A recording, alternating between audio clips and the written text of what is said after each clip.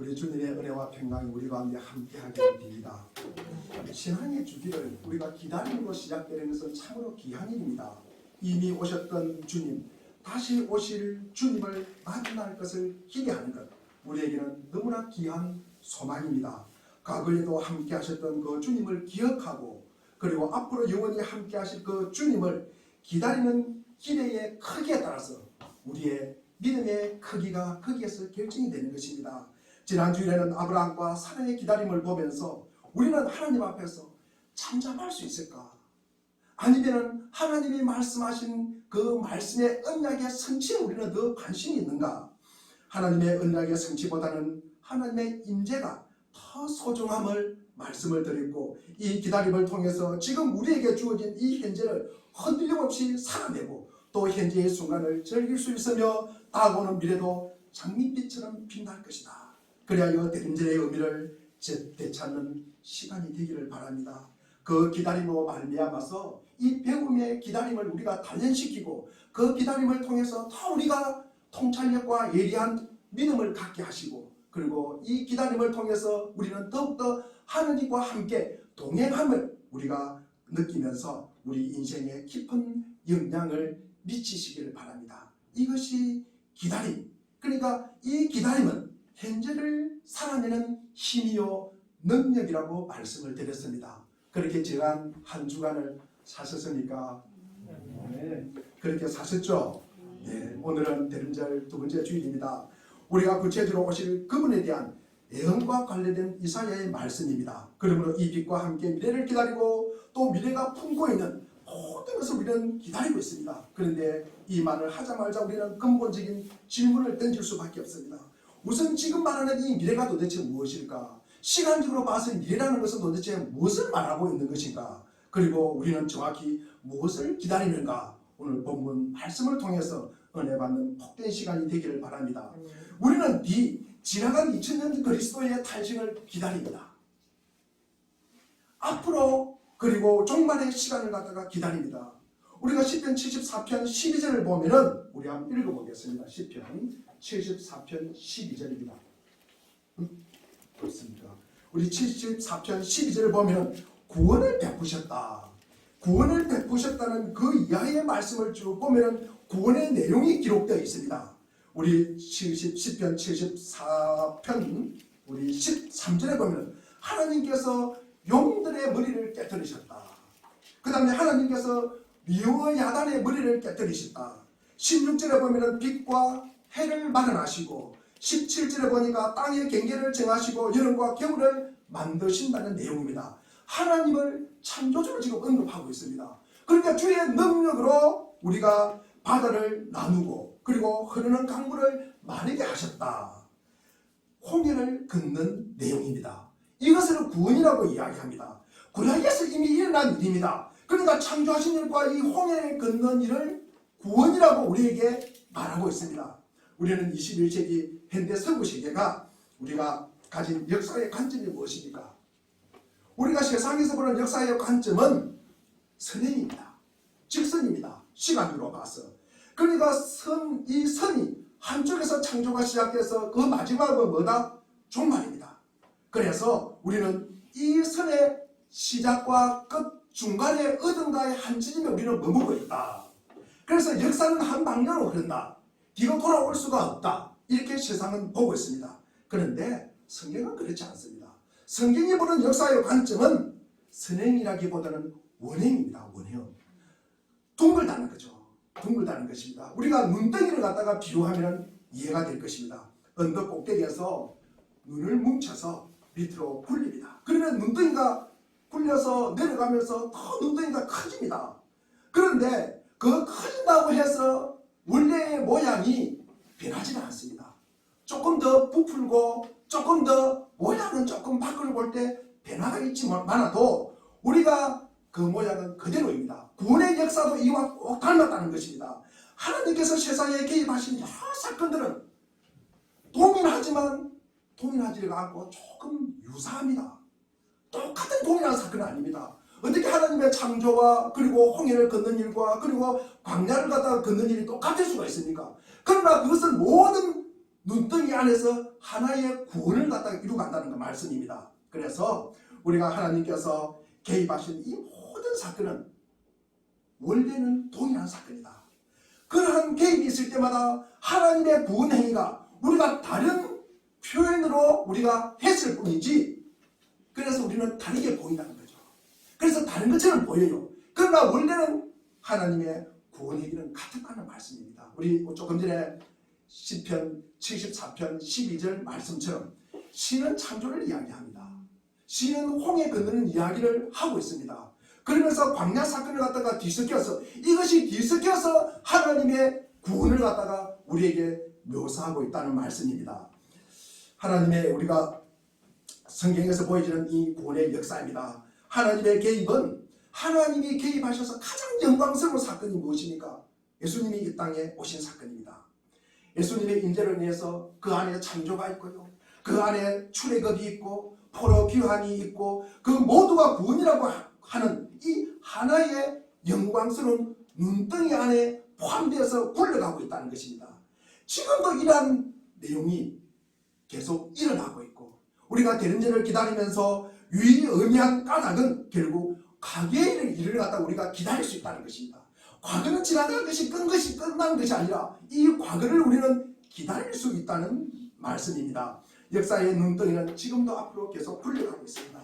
예수님의 살게 해당하는 눈의 두께는 더 두툼해집니다. 더 풍성해지지만 그것으로 끝나는 것이 아니라 구원의 역사는 오늘도, 지금도, 이 시간도 계속 굴러가고 있습니다. 그 구원의 역사를 말하고, 또 구원의 역사를 우리가 말하고, 시간마다 우리가 그 말씀을 묵상하는 그 이유가 무엇입니까? 우리가 우리에게 이 구원이 갑작스럽게 다가왔을 때, 갑작스럽게 이 구원이 다가왔을 때, 우리의 세계 안에 들어왔을 때 우리가 그것을, 구원을 알아볼 수 있어야 된다는 것입니다. 그래서 계속 구원을 갖다 우리는 이야기하고 있습니다. 출애굽을 이야기하고 있습니다. 하나님이 만드신 창조의 이야기를 우리는 계속하고 있습니다. 광야 사건을 갖다가 이야기하고 있습니다. 때로는 그 백성들이 원망하고, 때로는 그 백성들이 하나님을 원망하고 돌아선 그 이야기를 계속 하는 것입니다. 이것이 뭐냐? 하나님의 구원의 역사 안에서 돌아가고 있는 이야기입니다. 이 구원의 역사를 전하는 메시지입니다. 그래서 하나님은 우리 세계 안에 들어오셔서 창조를 말하고, 그 다음에 자유와 생명을 주시고, 그리고 치유와 회복을 주시고, 그리고 부활을 말씀하시고 구원을 하시는 하나님이시라는 것입니다. 하나님은 역사 속에서 줄곧 그러한 일을 해오셨고, 또 눈덩이는 계속 굴러가니 또다시 그렇게 계속 하실 거라는 것입니다. 그러니 우리는 우리 자신을 단련하여 창조와 출애굽과 그리고 포로 귀환과 예수님의 탄생과 이 부활의 순간이 눈앞에 나타났을 때 우리는 그것을 볼 수 있어야 되는 것입니다. 알아볼 수 있어야 되는 것입니다. 하나님께서 우리 앞에 나타나시고, 하나님께서 우리와 함께 하시고, 하나님이 우리와 임재하시더라도 우리가 그것을 갖다가 잘 알아보지 못하면 어떻게 합니까? 우리가 잘 알아보지 못하면 어떻게 합니까?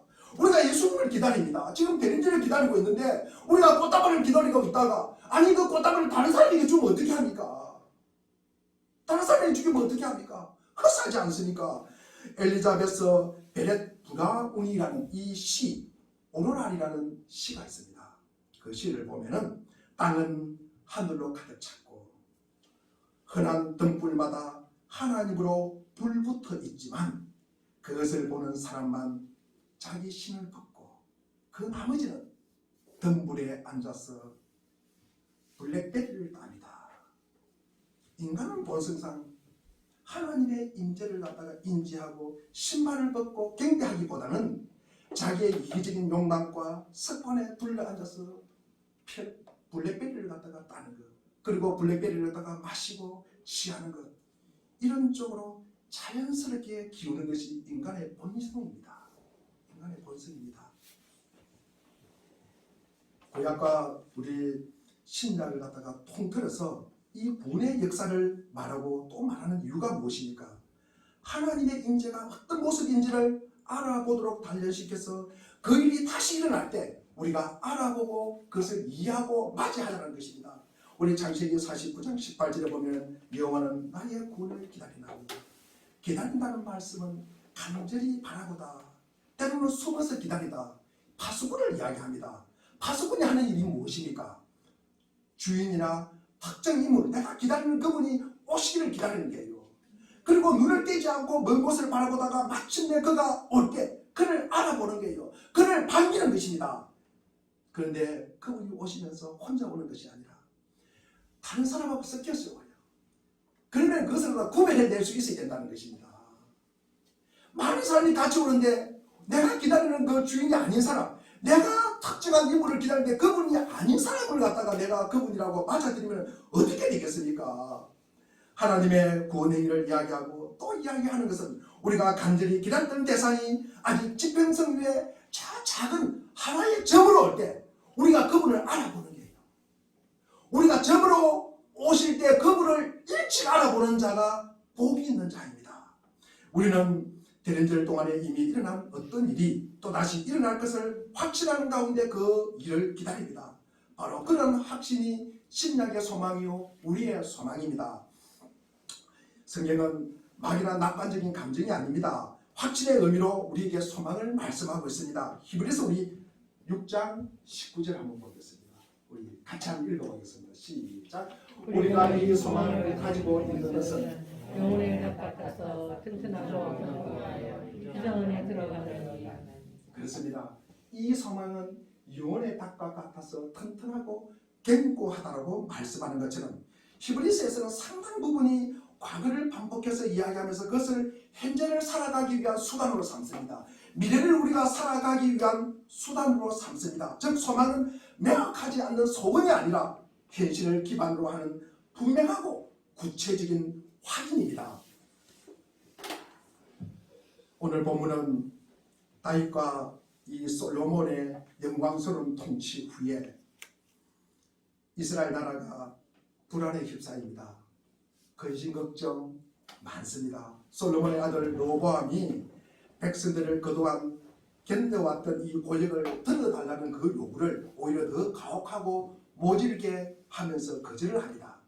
그 결과 BC 922년에 북쪽 이스라엘, 그러니까 북쪽 10지파와 남쪽의 유다와 베냐민 이 두 지파가 분열이 됩니다. 그러면서 이스라엘이 점점 멸망의 길로 가고 있습니다. 이때 한 아이가 우리에게 왔습니다. 그 아이를 주신다는 예언이 오늘 본문 앞에 있는 이사야 7장 14절입니다. 예수님의 탄생과 널리 쓰이는 이 상징적인 예언, 이 예언이 성탄절의 중심을 차지하고 있다. 실제로 이 말씀은 마태복음 1장 23절에 예수님의 탄생 예언과 관련이 됩니다. 보라, 처녀가 잉태하여 아들을 낳을 것이다. 도대체 이 베가와 그러니까 르신, 북이스라엘의 베가와 이 아람의 르신 왕이 땅이 황폐하게 되는 것이 이 성탄절과 무슨 상관이 있을까? BC 735절에서 732년경에 유다는 위기에 빠집니다. 유다는 인근 나라들과 함께 아수르의 지배를 받고 있었습니다. 마침 그때 북왕국과 이 베가 왕과 아람의 르신 왕이 우리 아수르에게 반기를 들자. 그러면서 유다 보고 너도 우리와 함께 동맹해서 세 나라가 힘을 합쳐서 아수르의 압제를 우리가 물리치자. 그럽니다. 그런데 그때 유다가 거절을 합니다. 유다가 거절을 하니까 이 북왕국과 아람이 힘을 합쳐서 유다를 갖다가 침공을 합니다. 그러면서 그 당시 유다의 왕이 아하스입니다. 아하스 왕을 제거를 하고 바브엘의 아들을 왕으로 세우자. 이사야가 그의 아들 사알야숫과 함께 우리 이사야 7장 3절에 보면 율모수도 끝에 아하스 왕을 만납니다. 그리고 아하스 왕이 꿋꿋하게 버티기만 하면 하나님께서 보내주실 것이다. 그런데 하나님 이 아하스 왕이 자기를 믿지를 못해요. 그것을 갖다가 확신을 갖지 못합니다.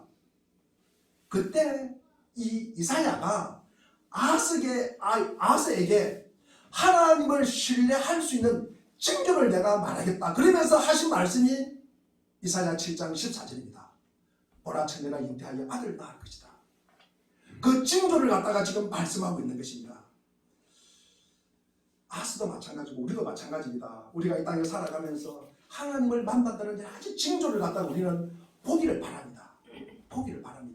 그런데 그것이 우리가 훈련되고 연습되지 않으면 내 앞에서도 못 본다는 말씀이죠. 지나가도 못 본다는 말씀입니다. 자, 우리 보라 처녀가 잉태하여 아들을 낳을 것이다. 그 아들을 임마누엘이라 하리라. 임마누엘 뜻이 무엇입니까? 하나님이 우리와 함께 하신다. 오늘 왜 이렇게 말씀이 없으십니까? 다 알고 있으면서 그러면서 그 아이가 옳고 그름을 구별하기 전에 이 이스라엘 왕, 그리고 베가가 황폐해질 것이라고 말하고 있습니다. 우리가 16절을 한번 16절 있으니까 한번 읽어보겠습니다. 시작. 그저 이 아이가 악을 버리려 선을 택할 줄 알기 전에 내가 미워하는 두 왕의 땅이 황폐하게 되리라. 이 두 땅이 북이스라엘 베가 왕과 아람의 르신 왕을 갖다가 말하는 것입니다. 그래서 이 여자가 임신하여 아들을 낳고 아이가 옳고 그름을 구별하기 전에 아하스의 골치 아픈 이 일들, 이 상황이 해결될 것이라는 것입니다. 하지만 아하스는 꿋꿋하게 버티십니까? 버티지 못합니까? 버티지 못해요. 결국 아수르에게 도움을 청하는 사실을 갖다가 보냅니다. 이로 인해서 북왕국은 BC 722년에 망해버립니다. 그렇다면 우리가 이사야 7장 14절과 16절에서 말하는 이 성탄절이 무슨 의미가 있을까? 이사야 7장 14절에서 보라 처녀가 잉태하여 아들을 낳을 것이다. 이 말씀이 우리 마태복음 1장 23절에도 우리 마태복음 1장 23절을 한번 보겠습니다. 자, 같이 읽겠습니다. 시작. 보라 처녀가 잉태하여 아들을 낳을 것이요 그의 이름은 임마누엘이라 하리라 하셨은즉 이를 번역한즉 하나님이 우리와 함께 계시다 하리라. 그랬습니다. 이 예언이 하나님께서 이스라엘 백성을 구원한다는 말씀이에요. 이스라엘을 갖다가 구원하는 이 임박했다는 말씀입니다. 그래서 구원은 멀지 않았음을 말합니다. 이 참 유일한 예언입니다. 이 처녀가 임신하여 이 예언을 갖다가 기다리면 반드시 이 예언이 성취될 것이다. 이사야의 예언은 대림절과 관련된 기다림입니다. 그 기다림은 예언을 기다리는 것입니다. 그 예언을 기다린다는 것이 무엇입니까? 하나님이 함께 하신다는 그 징조를 갖다가 기다리는 것입니다. 그 징조가 뭐였습니까? 처녀가 잉태하여 아들을 낳는 것입니다. 우리가 이사야가 한 예언이지만도 이런 징조지만도 우리가 이 땅을 살아가면서 우리가 하나님이 함께 하신다는 징조는 너무나 많이 있습니다. 지금도 있습니다. 그런데 그 징조가 우리가 훈련되지 않고 연습되지 않으면 뭡니까? 계속 그냥 모르고 넘어간다는 거예요. 모르고 넘어간다는 것입니다. 그래서 우리가 이 대림절이 있는 것입니다. 우리가 아기 예수가 온다. 예수 그리스도가 성탄절에 오신다. 아기 예수가 오시는데 어떻게 오시는지 그리고 오셔서 뭐 하는지 모르기 때문에 그냥 넘어간다는 거예요. 그냥 넘어가. 그래서 우리가 대림절 4주 동안의 기간을 통해서 우리가 그 사실을 그 징조가 뭘까? 어떻게 오실까? 그걸 기다리면서 생각하면서 우리가 시간을 갖다가 보내는 것입니다. 그래서 우리가 과거에도 우리 하나님께서 하나님의 영광 가운데 우리를 구원해 주셨고 그리고 미래에도 그 구원이 다시 찾아올 것을 우리가 기대하면서 현재도 뭡니까? 그 구원의 징조를 갖다 우리가 찾는 것입니다. 본래 아하스가 받은 징조가 아하스로 하여금 하나님의 구원을 의식하게 만드는 것입니다. 이 아하스에게 계속 하나님이 임할 것이다. 하나님이 구원할 것이다. 아하스에게 붙지 말아라. 계속 그 이야기 하는 거예요. 그런데 이 말씀을 마태복음에 가져와서 그 예언을 가져다 쓴 목적은 마태복음을 읽는 독자들에게도 과거에도 그랬고 현재도 그렇고 앞으로도 우리 주님께서 함께 하실 것이다. 함께 하시는 하나님 이 임마누엘을 찾아야 한다는 사실을 갖다가 우리에게 일깨워 주기 위함입니다. 과거에도 함께 하셨고 지금도 함께 하시고 앞으로도 함께 하신다는 사실. 대림절은 하나님의 인재가 오늘도 계속되고 있다. 이 계속되고 있는 하나님의 인재를 찾으라는 것입니다. 하나님의 구원의 징조를 언제나 의식하고 우리를 살아가라. 우리를 이 말씀을 일깨워 주는 것입니다. 오늘 본문 이사야 9장은 한 아이가 태어난 이 징조를 갖다가 찾으라는 말씀입니다. 그런데 그 아이가 어떤 상황에서 태어나는지 그리고 그 아이가 어떤 모습으로 어떤 내용을 가지고 오시는지를 우리가 알아야 찾을 거 아닙니까? 우선 우리 이사야 오늘 본문이 어떤 위치에 있습니까? 근데 그 위치가 참 적절하지 않는 것 같습니다. 왜냐하면 이사야 9장 우리 1절부터 7절의 말씀이 그 앞뒤 문맥을 보면은 이사야의 메시지가 암흑과 절망과 재앙에 휩싸여 있습니다. 우리 오늘 이사야 8장 우리 22절을 한번 보겠습니다. 8장 22절 그 앞입니다. 그러니까 오늘 우리 본문 앞입니다. 앞 내용 시작. 땅을 굽어봐도 환난과 흑암과 고통의 흑암뿐이니 그들이 심한 흑암 가운데로 쫓겨들어가리라. 땅을 굽어봐도 환난과 흑암과 고통이래요. 고통이래요. 유다에 있는 하나님의 백성들이 대적들에게 이렇게 전멸을 당한다는 것입니다. 많은 사람들이 어떻게 망하게 될지를 갖다가 계속 말하고 있어요. 그러면 오늘 본문 뒤에 그러니까 9장 우리 8절 이후로 보면은 북이스라엘이 이미 내려진 재앙을 갖다가 계속 말씀하고 있습니다. 하나님의 진노로 인해서 원수를 세워서 너희들을 갖다가 힘들게 할 것이다. 너희들이 쌓은 벽돌을 무너지게 할 것이다. 그리고 너희들은 먹어도 배부르지 못할 것이다. 그 말씀을 하는 거예요. 이런 무시무시한 예언들이 오늘 본문 앞뒤로 배치되어 있습니다. 마치 사방이 캄캄한 땅에 비치는 한 줄기 빛처럼 오늘 본문이 자리하고 있습니다. 그 내용은 빛이요 소망에 대해서 구원에 대해서 예언을 합니다. 이사야는 사실 소망보다는 절망을 그리고 구원보다는 재앙을 더 많이 예언하고 있습니다. 당시 하나님께서 세상에 개입하시는 이 여호와의 날에 소망을 갖다가 널리 퍼져 있는데 사람들은 그날에 하나님께서 이스라엘과 이 유다의 대적을 몰아내고 모두가 다시 평화를 누리게 될 것이라고 말합니다. 하지만 아모스를 비롯한 다른 선지자들은 그 여호와의 날에 사람들의 기대와는 정반대의 말을 하고 있습니다. 우리 아모스 5장 18절을 한번 읽어보겠습니다. 시작. 화가 있을진저 여호와의 날을 사모하는 자여 너희가 어찌하여 여호와의 날을 사모하느냐. 그날은 어둠이요 빛이 아니라. 그날은 보상도 없고요 기쁨도 없고요 그리고 소망의 날이 아니라는 것입니다. 고통과 형벌과 유혈이 낭자는 날이 될 것이라는 메시지입니다. 하지만 이사야에서는 평화가 슬피 보이는 재앙 그러니까 한 줄기 빛이 비추는 그 어둠 소망이 희미하게 깜빡거리는 그 절망 이것이 뒤섞여 있다는 것입니다. 그러니까 평화가 있고 재앙이 있고 빛이 있고 어둠이 있고 소망이 있고 절망이 때릴 수야 때릴 수 없는 관계를 갖다가 밀접하게 이루고 있다는 것입니다.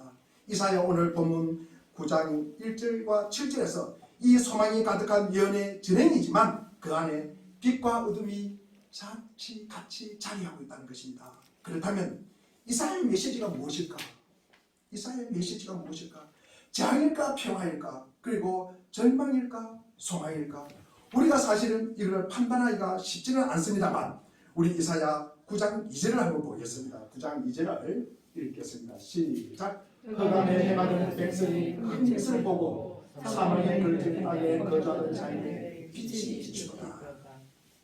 어둠의 속에서 헤매는 백성에게 큰 빛을 보았고 죽음의 그림자가 드리운 땅에 사는 사람들에게 빛이 비친다는 이 표현을 보면은 빛이 어둠 속에 비추고 있다는 말입니다. 절망적인 현재 상황 너머에 미래의 소망이 마치 세대에 동이 트듯이 시작되고 있다는 말씀입니다. 그리고 이 빛을 우리가 더 분명하게 더 선명하게 그리고 받아들여야 된다는 것입니다. 그래야 예수님 시대에 이르러서는 많은 사람들이 이 절망의 현 시대가 사라지고 평화와 번영의 새 시대가 오기를 기대하며 기다린다는 것입니다. 예수님의 제자들은 예수님께서 이런 부분을 참 이해하기가 힘들던 것 같습니다. 예수님 시대 때 많은 사람들이 예수님이 메시아임을 몰랐습니다. 예수님 오심을 몰랐던 것입니다. 그래서 제자들은 예수님께서 이렇게 온 사실을 갖다가 잘 이해가 되지 않았습니다. 뭐냐면 제자들은 예수님이 애것을 싹 몰아내고 예수님이 오시기 전에 싹 청소를 하고 깨끗하게 악을 몰아내고 죄를 몰아내고 깨끗한 바탕에서 예수님이 오실 줄 알았어요. 메시아라 그러면 그 정도는 할 줄 알았어요. 그런데 애것은 그대로 두고 세상에 비치는 빛으로 오셨다는 것입니다. 이것을 갖다가 제자들은 받아들이기 힘들다는 것입니다. 어둠은 그대로 있어요. 죄악은 그대로 있어요. 부정은 그대로 난무해요. 악한 사람들이 잘 돼요. 이런 모습들이 세상에 난무하는 그때 예수님이 오셨다는 사실을 갖다가 받아들이기 힘들었다는 것입니다. 이 세상은요 빛의 세계인 동시에 어둠의 세상입니다. 당연히 빛만 있다거나 어둠만 있지 않습니다. 이사야는 유다가 스스로 자초한 재앙이지만 그 재앙 속에 그 너머에 소망의 징조가 깔려 있다는 것입니다. 이 소망의 징조를 알고 재앙을 직면하라는 것입니다. 이 세상의 바탕에는 빛이신 예수님이 계심을 우리가 깨달으는 말씀입니다. 이사야가 예언한 것과 같이 예수님은 평화를 가져오시고 정의를 세우시고 공의를 보존하십니다. 그러나 과거와 현재는 이 평화는 늘 갈등과 분쟁 한가운데 있었다는 말씀입니다. 지금 우리가 사는 그늘진 세상 빛을 불어넣으심으로써 예언이 성취되는 것입니다. 예수님은 지혜로운 권고로 놀라움을 불러일으키시고 하나님의 능력으로 세상을 보이시고 영원히 부모처럼 돌보시고 위로해 주시고 하나님의 백성의 모든 행복의 원천이십니다. 그렇게 예수님은 우리가 사는 깨지고 소망 없는 이 세상 한가운데 오셔서 놀라운 좋은 자로 전능하신 하나님으로 영률하시는 아버지로 평화의 방으로 사셨고 어둠에 빛을 비추는 희망을 주셨습니다. 우리는 어둠을 비추는 그 빛을 기다리고 있습니다. 따라서 겟드렌질 기간에 우리는 어둠의 눈을 충분히 적응시켜서 세상에 비치신 그분을 볼 수 있어야 합니다. 그 빛을 우리에게 장차 모든 것이 성취될 최후의 때를 가리키며 그 빛은 지금도 빛나고 있습니다. 우리에게 대림제는 왜 있을까? 그것은 사람들의 기억을 되살려서 순수한 마음을 일깨우기 위함입니다. 이 말의 전제로서 첫째로 성도들은 잊지 말아야 할 것을 잊었다는 것입니다. 두 번째는 그로 인해서 세상들의 마음이 더럽혀졌다는 것입니다. 물론 우리가 살아가면서 망각하는 것도 복일 수가 있습니다. 우리가 잊어버리는 것도 참으로 행복할 때가 있습니다. 평생 과거에 겪었던 고통스러운 기억에 사로잡혀 사느니 그런 기억은 삶을 옥죄는 사슬이요 자유로운 비상 같다고 우리를 가르받고 있습니다. 그 나쁜 기억을 직시하면서 이제는 나를 놓아달라고 기도하시고 그리고 말해야 되는 것입니다. 과거, 현재, 미래까지 이 발목을 잡고 있는 현실을 더 이상 우리는 허용해서 안 됩니다. 그런데 반대로 우리가 잊어야 될 것은 잊지 않고 잊지 말아야 될 것은 잊으면 어떻게 됩니까? 우리가 잊지 말아야 할 것을 잊는 것은 무엇입니까? 우리의 삶을 참 병통하게 하는 것입니다. 뿌리 깊은 잘못입니다. 세상에 딱한 사람이 누구입니까? 자기가 누구인지를 모르는 사람이에요. 자기가 누구인지를 모르면 자기가 해야 할 일을 모르는 것입니다. 우리가 하나님의 자녀요, 우리가 그리스도인이요, 우리가 성도로 살아간다는 사실을 우리가 알지를 못하면 내가 어떻게 성도의 삶을 살아가는 역할을 하며 그리스도인으로서 살아가는 일을 하겠으며 그리고 하나님의 자녀로 내가 살아갈 수가 있습니까? 절대 내가 누구인지를 모르면 내가 어떻게 행동해야 될지를 우리는 모릅니다. 우리는 어떻습니까? 잊지 말아야 할 것을 잊고 사는 것은 아닌지요. 우리가 하나님의 행사로 지음받았다는 사실을 값없이 베풀어 주시는 주님의 은혜로 하나님의 자녀가 되었다는 것, 우리가 하나님의 꿈을 함께 꾸는 사람으로 택함을 받았다는 것, 주님께서 우리를 장벽을 허무는 사람으로 부르셨다는 것, 우리가 하나님의 편지라는 것, 사회적 약자들 편에 서야 한다는 것을 잊는 순간에 우리는 욕망의 벌판을 가리산 지리산 헤매게 마련입니다. 욕망이 잡아 이끄는 대로 우리가 걷다가 보면은 자기도 모르는 사이에 하나님의 낯을 피하는 사람이 됩니다. 하나님의 얼굴을 보기가 부끄러워지는 거예요. 초대교회 교인이라고 하여서 사정이 다르지 않습니다. 시간은 모든 것을 낫게 만들어요. 어떤 사람도 시간이 지나면 그 열정도 시들해지게 만들고요. 그리고 시간이 지나면서 순수하게 빛나는 것들을 바르게 만듭니다. 계시록 우리가 13장에 보면은 마귀도 열왕관을 쓰고 힘으로 권력으로 핍박을 하며 그리스도의 부활을 가장하여 우리를 미혹하고 있습니다. 늘 세상은요 죽음과 생명이 함께하고요. 그리고 선과 악이 존재하고 진실과 거짓 그리고 사랑과 미움이 늘 혼재되어 있습니다. 그 안에서 우리가 진리를 찾아내는 거예요. 그 예리한 눈을 가지게 하는 것이 대림절의 의미입니다.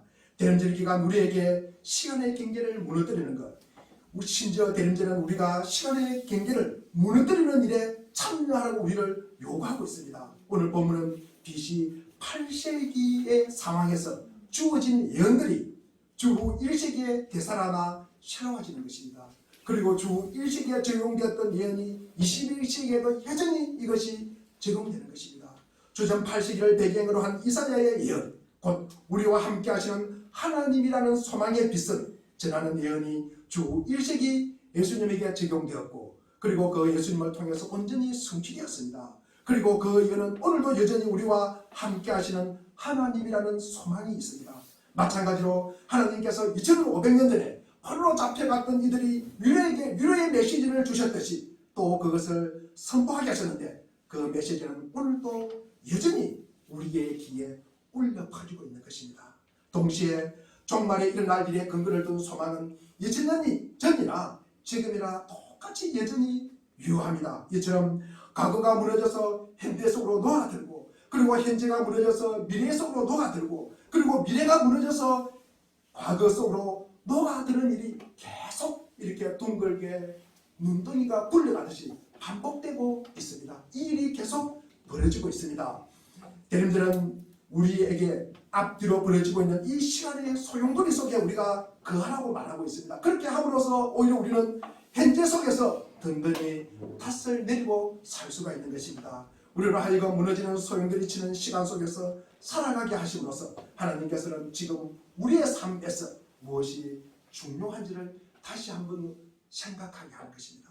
다시 한번 무엇이 중요한가 우리에게 일깨우게 하는 것입니다. 앞에서 제가 우리는 대림절에 무엇을 기다립니까? 라고 물었습니다. 그 대답은 분명하지만 간단하지가 않습니다. 우리는 하나님을, 예수님께서 우리 중에 계심을 보여주는 빛, 그리고 갑자기 우리 주님이 임했을 때 마지막 때 우리가 누릴 평화의 그 한 조각을 기다리는 것입니다. 하지만 기다리는 와중에 우리는 우리가 하나님 나라의 임하심을 기도해야 합니다.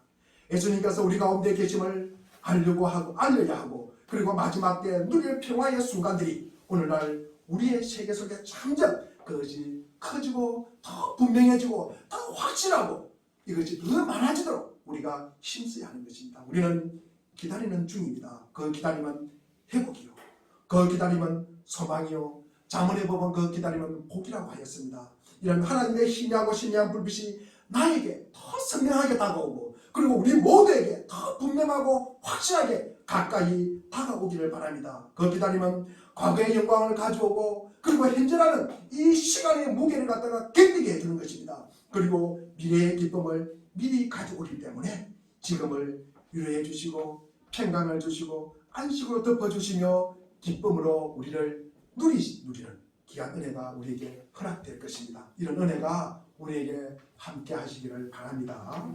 기도합니다.